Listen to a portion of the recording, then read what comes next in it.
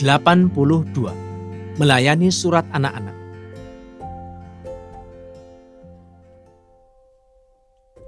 Saya suka meluangkan waktu untuk membaca dan mendengarkan pembantu saya membacakan surat-surat yang sifatnya bukan dinas. Saya menaruh perhatian pada surat-surat yang dilayangkan oleh anak-anak kepada saya. Ada yang dari anak-anak Indonesia, ada yang dari anak-anak asing. Lucu-lucu, segar-segar. Ada yang menanyakan mengapa harga buku sejenis 5 sekawan kok cepat naik, padahal mereka memerlukan buku-buku bacaan itu. Banyak yang menunjukkan simpati kepada saya dan meminta dikirimi foto saya bersama istri saya. Ada yang lugu, seperti surat seorang anak dari Kabupaten Deli Serdang. Katanya, sebenarnya saya sudah lama sekali ingin mengirim surat kepada Bapak, tetapi saya tidak tahu alamat Bapak yang jelas. Dan saya takut kalau surat saya ini nyasar ke tangan polisi dan kemudian saya dipanggil. Saya akan mendoakan Bapak supaya Bapak terpilih lagi menjadi presiden. Saya kagum sekali melihat Bapak sebagai kepala negara. Mengapa Bapak bisa menjadi presiden? Tulisnya. Ia pun bertanya, apakah sejak kecil saya bercita-cita ingin jadi presiden? Apakah rakyat biasa seperti saya ini bisa menjadi presiden, Pak? Begitu tanyanya. Saya kemudian menyuruh pembantu saya menjawab surat dari anak itu. Saya pada waktu kecil tentunya tidak terlepas dari lingkungan, jawab saya. Sebagaimana kamu ketahui, saya ini anak petani. Jadi saya tidak mempunyai cita-cita menjadi presiden. Dan pada waktu itu, saya belum tahu presiden itu apa. Tetapi karena pada waktu revolusi 1945 saya ikut berjuang, kemudian karena sejarah dan karena rahmat Tuhan yang Maha Esa, saya mendapat kesempatan dan dipercaya untuk menjadi presiden. Apakah rakyat biasa seperti anak itu bisa menjadi presiden? Saya jawab, dapat saja. Buktinya adalah saya sendiri. Saya ini juga anak orang kecil. Kalau kamu memang mempunyai cita-cita ingin menjadi presiden, tentu saja ada syaratnya. Ya ini kamu harus belajar dengan tekun dan bekerja keras di samping membantu orang tua dan sebagainya. Tetapi segala sesuatu memang ditentukan oleh Tuhan yang Maha Esa. Begitu jawab saya. Kepadanya saya kirimkan foto saya bersama istri saya. Dari sekian banyak lagi surat dari anak-anak yang saya balas. Dan sekian banyak lagi foto saya bersama istri saya yang saya kirimkan kepada anak-anak yang meminta. Semuanya berada di pelbagai pelosok tanah air dan di luar negeri. Sebagian besar dari surat-surat itu menanyakan bagaimana saya bisa belajar semasa kecil, bagaimana saya bisa sampai berhasil. Nampak-nampaknya mereka terkesan oleh apa yang telah saya capai. Memang, prestasi saya bisa mengesankan mereka, terutama bagi yang tidak mampu, bagi mereka yang miskin. Mana pula tidak akan begitu. Anak desa yang tidak mampu, yang sewaktu kecilnya tidak terdidik secara formal karena orang tua kekurangan biaya, akhirnya toh bisa mencapai suatu kedudukan yang menunjukkan bahwa ia memperoleh kepercayaan rakyat yang begitu besar. Kepercayaan itu tidak saya dapat secara kebetulan. Mulanya saya terima kedudukan terhormat itu dengan coba-coba. Tetapi setelah saya laksanakan tugas saya itu dengan sungguh-sungguh, ternyata kepercayaan rakyat itu saya peroleh sampai bisa berlangsung cukup lama. Apa dasarnya? Sehingga terjadi hal yang demikian. Kuncinya adalah belajar dari pengalaman. Jadi, belajar dari kehidupan bangsa. Ternyata inilah perguruan tinggi yang paling hebat. Kalau memang mempunyai dasar pendidikan tinggi, sampai jadi sarjana, seperti halnya Bung Hatta, Bung Karno, itu bisa kita katakan lumrah. Apa yang terjadi dengan saya tidak begitu halnya. Tetapi saya setiap saat belajar sesuai dengan kemampuan yang ada pada saya, terutama belajar dari kehidupan bangsa dan negara, kehidupan masyarakat. Saya memang tidak pernah mempunyai cita-cita untuk menjadi presiden, seperti sudah saya ceritakan di depan. Jangankan untuk menjadi kepala negara, untuk menjadi jenderal pun tidak ada. Ya, begitulah. Saya tidak mempunyai cita-cita selain daripada ingin mengabdi kepada bangsa dan negara dengan sebaik-baiknya. Cita-cita saya bukan cita-cita mengenai kedudukan, tetapi ternyata dengan prestasi yang saya capai dalam bercita-cita mengabdi sebaik-baiknya itu, saya memperoleh kedudukan yang terus meningkat sampai mencapai yang tertinggi, mencapai kedudukan presiden. Boleh jadi ini kasus yang perlu dipelajari oleh ilmuwan. Sementara itu, saya mengadakan pertemuan dengan anak-anak itu di berbagai kesempatan. Sampai-sampai di Tapos pun saya mengadakan pertemuan dengan mereka. Di depan anak-anak itu, seperti pada waktu memperingati Hari Anak Nasional di bulan Juli, saya berpesan kepada mereka dan kepada orang tua mereka bahwa salah satu hal yang sangat penting bagi rasa sejahtera dan kebahagiaan anak adalah cinta kasih orang tua. Rasa cinta dan dilindungi ini tidak dapat ditentukan oleh pihak lain kecuali oleh orang tua mereka sendiri. Anak yang kelak diharapkan menjadi manusia Indonesia yang utuh tidak hanya memerlukan kecerdasan pikiran dan kepandaian melalui pendidikan di sekolah saja. Manusia Indonesia yang kita bangun adalah manusia Indonesia yang bersusila, berakhlak kuat, bermoral tinggi, berwatak, dan mandiri. Bagian terbesar justru terbentuk dalam keluarga. Dan semuanya akan sangat ditentukan oleh suasana yang diciptakan dalam keluarga sejak masa anak-anak. Saya harapkan dari anak-anak agar mereka belajar baik-baik, cinta kepada orang tua, kepada sesama, tanah air, dan Tuhan yang Maha Pencipta. Jadilah anak-anak yang penggembira, karena masa kanak-kanak memang masa penuh kegembiraan. Begitu pesan saya. Lalu saya berkata lagi kepada anak-anak kita itu, agar mereka berusaha memikul tanggung jawab yang lebih besar di lingkungan masing-masing untuk menyiapkan diri memikul tanggung jawab kepada lingkungan yang lebih luas. Kelak, mereka harus siap untuk memikul tanggung jawab yang sangat besar bagi kemajuan masyarakat, bangsa, dan negara. Pengalaman saya di masa kecil tentunya lain sekali dengan yang didapat anak-anak sekarang. Waktu saya masih kecil, negara kita masih dijajah. Penderitaan di masa kecil itulah yang membuat saya memiliki semangat juang. Tetapi itu tidak berarti bahwa anak-anak yang sekarang tidak memerlukan semangat juang. Anak yang baik di mata saya harus selalu patuh dan hormat kepada orang tua, yaitu kepada bapak dan ibunya, yang selalu mendidik anak-anaknya agar berbudi luhur dan takwa kepada Tuhan. Di samping menjalankan ajaran agama Islam yang saya anut, berdasarkan pengalaman olah kebatinan, hal itu mendekatkan diri dengan Tuhan sejak remaja dan dengan sumbangan-sumbangan pikiran dari kadang-kadang sesama gayuh ilmu kebatinan dan mengambil sari dari ajaran-ajaran pujangga Jawa. Saya himpun petunjuk hidup itu dalam sebuah buku yang berjudul Butir-butir Budaya Jawa, Kasampurnaning Hurip, Berbudi Bawa Leksono, Ngudi Sajatining Becik. Buku ini saya berikan kepada anak-anak saya sendiri sebagai pegangan hidup. Pada Tutut, anak saya yang tertua, timbul rasa kebersamaannya, ingin meneruskan pituduh dan wewaler yang terkandung dalam buku tersebut kepada orang lain untuk dipelajari dan dimiliki. Dicetaklah buku tersebut dan mulai disebarluaskan pada kesempatan memperingati hari perkawinan saya yang ke-40, 26 Desember 1987. Kepada pemuda-pemuda, saya tidak bosan-bosan menyampaikan pesan saya.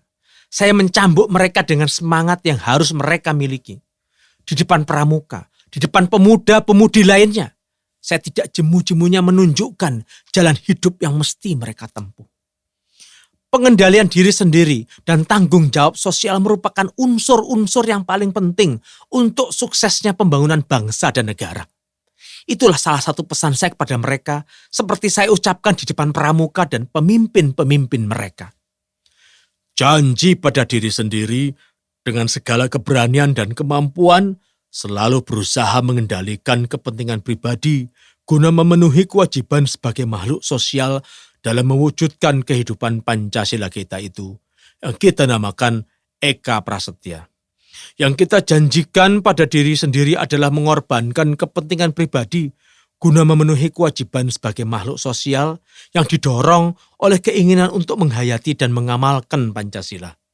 Menghayati dan mengamalkan sila-sila dari Pancasila itu oleh karsa pribadi itu kita namakan Pancakarsa.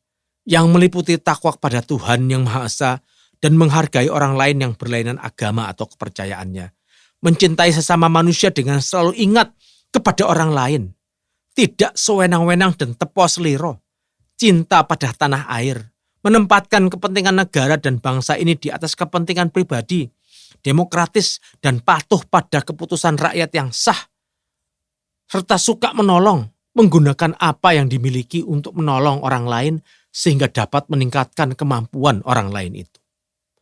Dalam pada itu, saya tekankan bahwa tradisi gerakan perjuangan dan semangat kebangsaan dalam gerakan nasional waktu dulu harus tetap dipelihara, disuburkan dan disegarkan dalam gerakan pramuka pada masa pembangunan lahir batin sekarang ini. Dalam masa tentram dewasa ini, semua anak dan remaja yang bergabung dalam pramuka harus tetap mempunyai kesempatan untuk menunjukkan rasa cinta tanah air dan bangsa. Caranya tentu berlainan dengan di masa lampau. Dalam masa pembangunan sekarang, rasa cinta tanah air dan bangsa itu bisa ditunjukkan dengan rajin belajar, menimba ilmu pengetahuan, melatih diri dengan berbagai keterampilan yang berguna, dan menempa diri agar kelak mampu memikul tanggung jawab memajukan bangsa. Saya katakan kepada semua keluarga besar pramuka, camkan sebaik-baiknya dasar dharma pramuka. Tidak cukup dengan hanya menghafalkan saja, tetapi harus dengan menghayati dan melaksanakannya. Itulah salah satu pesan saya di depan para peserta pesta pramuka terakhir 1986 yang dilangsungkan dengan cukup meriah. Begitulah, berulang-ulang saya mengajak seluruh rakyat agar terus mempertebal rasa persatuan dan kesatuan. Karena hanya dengan persatuan nasional itulah masa depan bangsa menuju cita-cita kemerdekaan akan berhasil dibangun. Sejarah mengajarkan bahwa cita-cita besar hanyalah dapat dicapai dengan persatuan dan kesatuan yang kukuh segenap bangsa. Kebangkitan nasional pada tahun 1908 merupakan awal dari tumbuhnya kesadaran kita mengenai mutlaknya rasa persatuan nasional dengan meninggalkan rasa kedaerahan yang sempit. Sumpah Pemuda tahun 1928 menegaskan persatuan Indonesia. Proklamasi kemerdekaan pada tahun 1945 membuktikan bahwa dengan persatuan yang bulat, tidak ada kekuatan yang dapat menghalangi lahirnya Indonesia merdeka. Dalam zaman pembangunan, kita harus mempertebal kesadaran dan tekad bahwa hanya dengan persatuan nasional, kita akan berhasil membangun masa depan menuju cita-cita kita. Persatuan nasional sekarang ini mempunyai kekuatan pengikat yang sangat kuat, yaitu dengan penegasan Pancasila sebagai satu-satunya asas. Penegasan itu sama sekali tidak berarti menghilangkan perbedaan yang tercermin dalam kebinekaan Indonesia. Penegasan Pancasila sebagai satu-satunya asas justru memberi nafas segar, menggerakkan dinamika dan mendorong kreativitas dalam rangka memberi makna pada semboyan Bhinneka Tunggal Ika. Dalam pada itu, kita harus mengandalkan kekuatan sendiri. Dan kekuatan itu ada pada manusia, bangsa Indonesia dengan generasi muda sebagai andalan utamanya.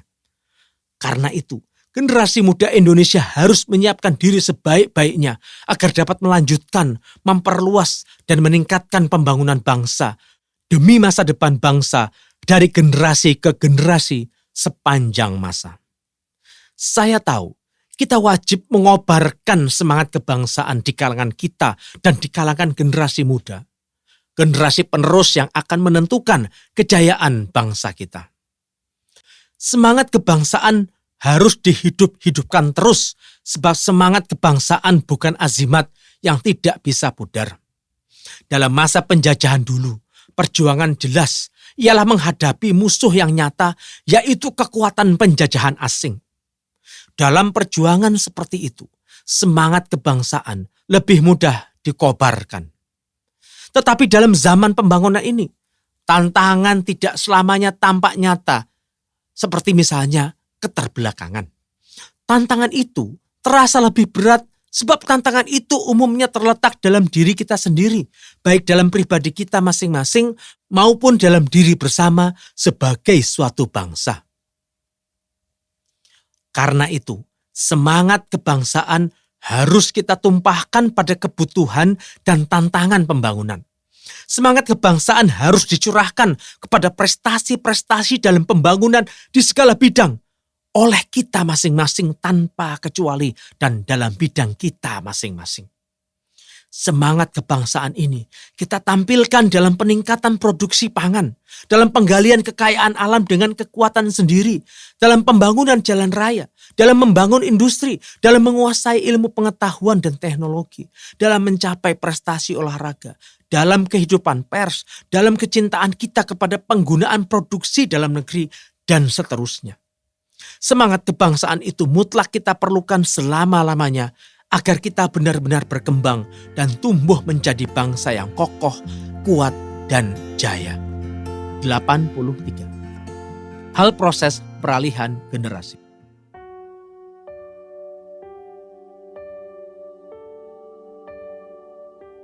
Penting kita menaruh perhatian khusus pada proses peralihan generasi yang kini sedang berlangsung semakin cepat.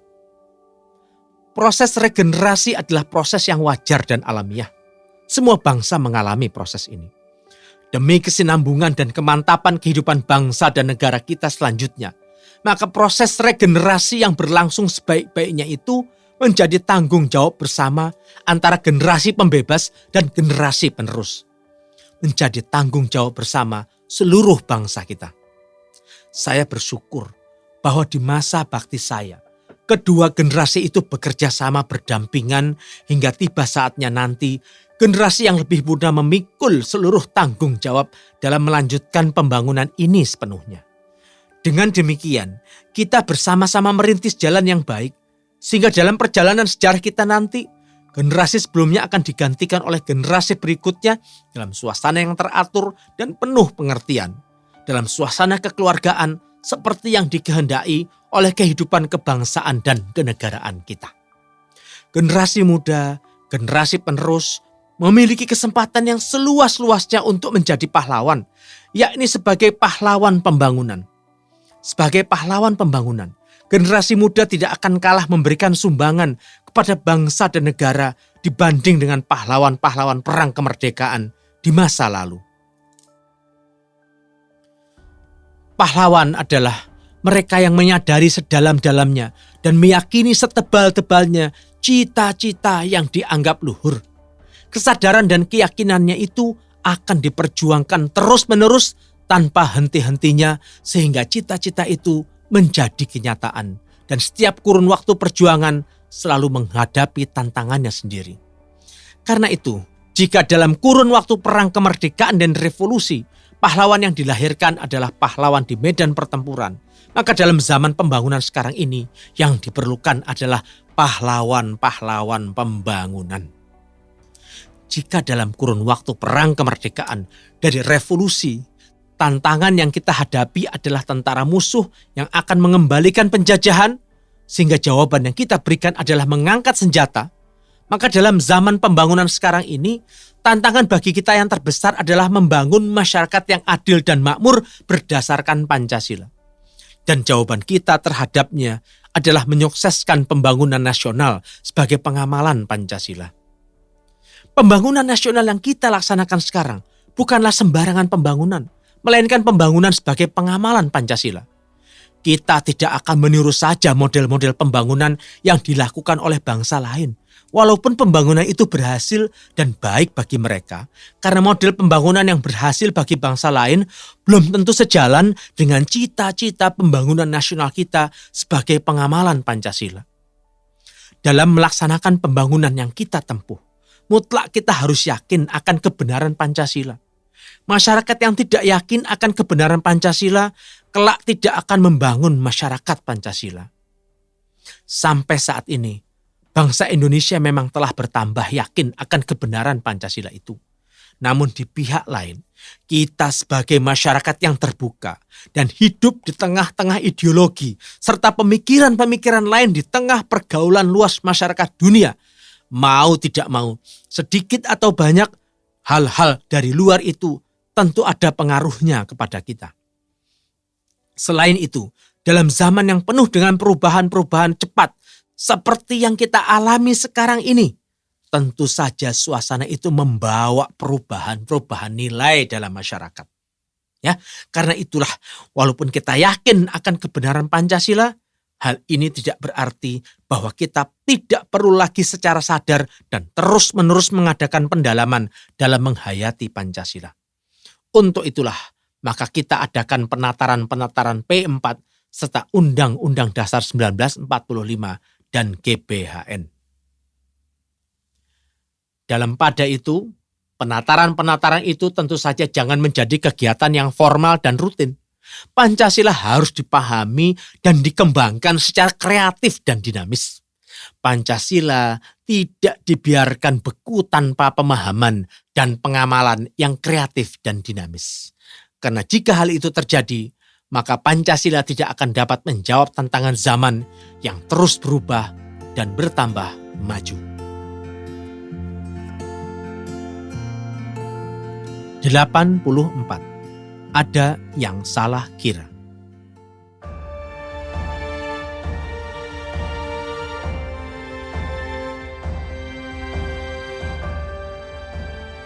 Ada kejadian sedih yang beruntun. Ali Murtopo meninggal dunia pada tanggal 15 Mei 1984. Lalu menyusul Pak Adam Malik dan kemudian Pak Sujono Humardani pada permulaan 1986 di Tokyo. Memang pada suatu waktu kita akan kembali kepada Tuhan. Kita tidak bisa mengelak. Ali Murtopo paling banyak dibicarakan orang semasa hidupnya. Begitupun waktu ia meninggal. Tetapi dipikir lagi, wong mati kok diributkan. Kalau sudah waktunya, siapa yang bisa menghalang-halangi? Sesungguhnya, dengan meninggalnya Ali Murtopo, bagi orang yang percaya kepada Tuhan, tinggallah ia mengucapkan, Innalillahi wa inna ilaihi roji'un. Bahwasanya kita akan kembali kepada Tuhan Allah Subhanahu wa ta'ala. Sebelum Ali Murtopo meninggal, ada orang yang suka menilai bahwa Ali Murtopo itulah yang menentukan. Karena apa? Mungkin karena ia pandai bicara, berani, atau dinilainya sebagai aspri, sehingga merupakan pembantu utama saya yang terdekat, dan segala sesuatunya bergantung pada dia. Dengan menilainya seperti ini, orang mengira bahwa pemerintah tidak bisa mengambil keputusan tanpa dia. Karena Ali Murtopo memimpin lembaga CSIS atau Center for Strategic and International Studies yang ada di Tanah Abang itu, maka orang mengira bahwa lembaga itulah dapurnya pemerintah. Saya tegaskan, itu tidak benar. Buktinya, setelah Ali Murtopo meninggal, pemerintah tetap bisa berjalan. Kalau tergantung pada Ali Murtopo, akan berarti kalau Ali Murtopo meninggal, pemerintah tidak akan bisa jalan. Kenyataan menunjukkan bahwa dengan meninggalnya Ali Murtopo, pemerintah tetap bisa jalan dan saya bisa memimpin. Maka tidaklah benar bahwa segalanya itu tergantung pada dia.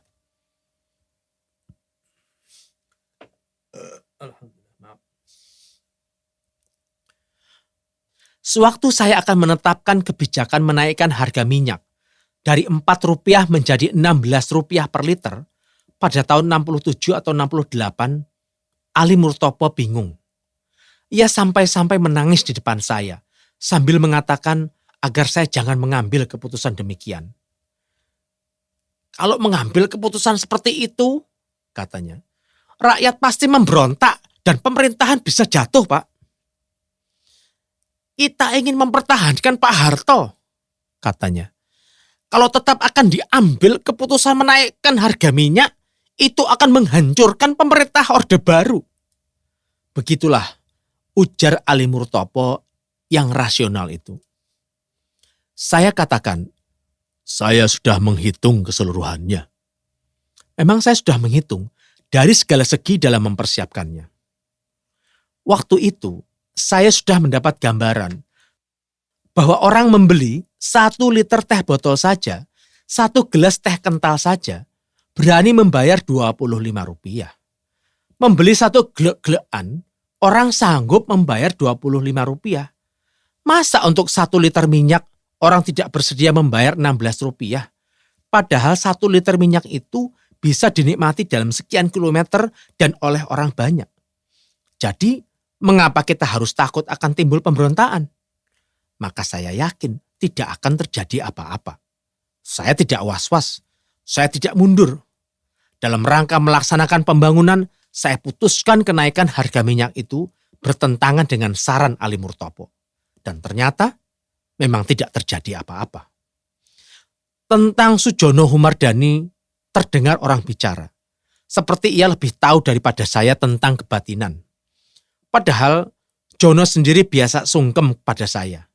Ia menganggap saya lebih tua dan lebih mengetahui soal ilmu kebatinan.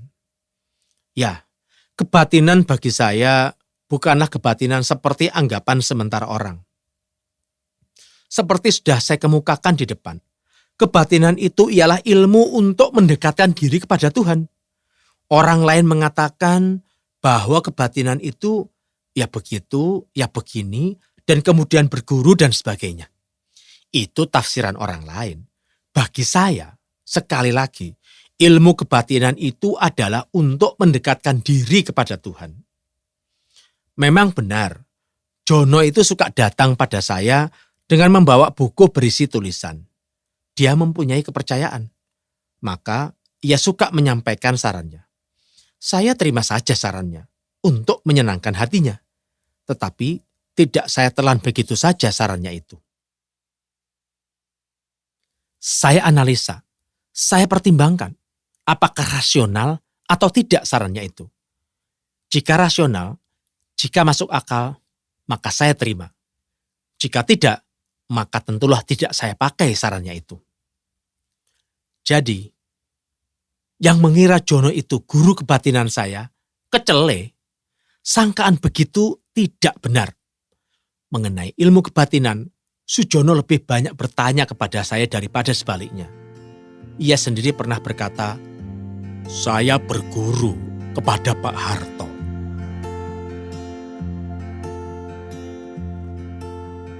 Dengarkan bagian selanjutnya hanya di channel Dengar Buku.